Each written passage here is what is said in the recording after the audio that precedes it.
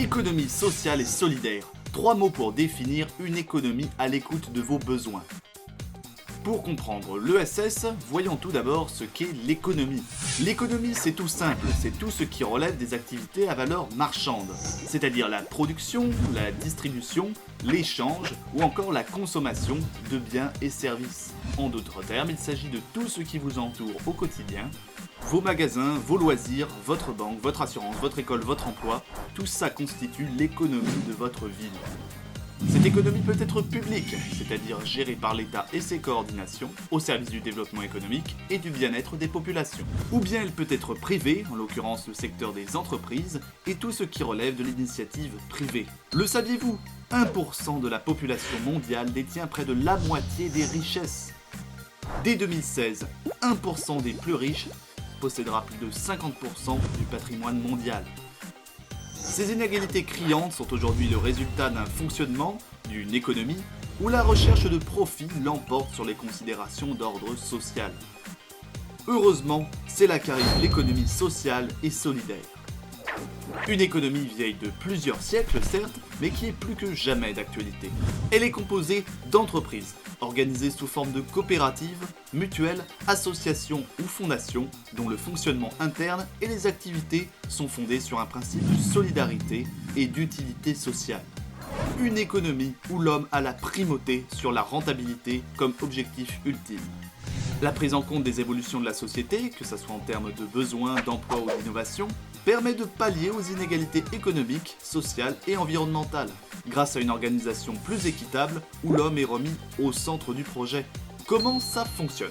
En temps de crise, il est vital de se regrouper et de mutualiser ses moyens de façon solidaire. C'est la force du collectif. Le faire ensemble pour mieux vivre ensemble devient une source clé de résilience. Le but n'est pas de faire de l'argent à tout prix, mais de servir au mieux ses usagers. Ici, il n'y a pas de délocalisation d'entreprise possible, et les bénéfices générés par l'activité profitent à toute la communauté, et non pas juste à une poignée de personnes. Dans les organisations coopératives par exemple, et contrairement aux entreprises classiques où c'est la part dans le capital qui détermine le nombre de parts dans l'entreprise, les associés d'une coopérative ont toujours une voix au vote indépendamment de leur apport dans le capital de la structure. C'est le principe un homme égale une voix. Tous sur le même piédestal. L'homme est au centre du projet et à la priorité. Les décisions sont discutées et prises collectivement. La gestion de la structure est basée sur la démocratie et la participation de tout le monde. L'économie sociale et solidaire nous concerne tous. Oui, tous.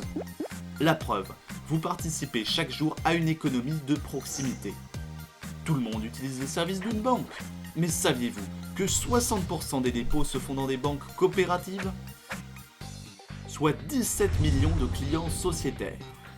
Si vous êtes client sociétaire d'une banque coopérative, vous pouvez mettre votre nez dans les affaires de votre banque, voter lors des décisions avec le même pouvoir que n'importe quel autre membre, élire vos administrateurs, ou même en devenir un et proposer des projets. Vous pouvez bénéficier des mêmes avantages dans une mutuelle d'assurance, dans l'association sportive de votre enfant, dans la maison de retraite de votre grand-père, dans votre épicerie coopérative. Bref, l'économie sociale et solidaire peut être mise en action dans tous les corps de métier et sûrement le vôtre. Aujourd'hui, plusieurs modes d'organisation pour se nourrir, se déplacer, se former, travailler sont issus des innovations proposées par les entreprises de l'ESS. Voitures partagées, AMAP, accorderie, espaces de travail partagés, plateformes d'achat groupées, les MOOC, les coopératives d'activité d'emploi, les incubateurs. En termes d'emploi aussi, l'ESS n'est pas en reste. Elle crée et consolide des emplois. Dans toute la France, il y a 2 millions de salariés qui travaillent dans cette économie. Rien qu'en Limousin, ça représente 28 500 salariés, soit 12,6% de l'emploi. Et ce n'est pas fini. D'ici 2020, avec les départs en retraite qui se profilent dans les entreprises d'ESS, 600 000 postes seront à pourvoir dans des secteurs d'activité divers et variés. L'action sociale, la banque, les coopératives agricoles, les mutuelles, la communication, l'informatique, l'animation, la culture. De quoi pour les jeunes devenir acteurs de l'ESS. Pendant le mois de l'économie sociale et solidaire, venez découvrir ce mode de fonctionnement alternatif et libre. Vous découvrirez que de nombreuses entreprises connues et leaders sur leur marché en font partie et qu'il ne tient qu'à vous de les rejoindre.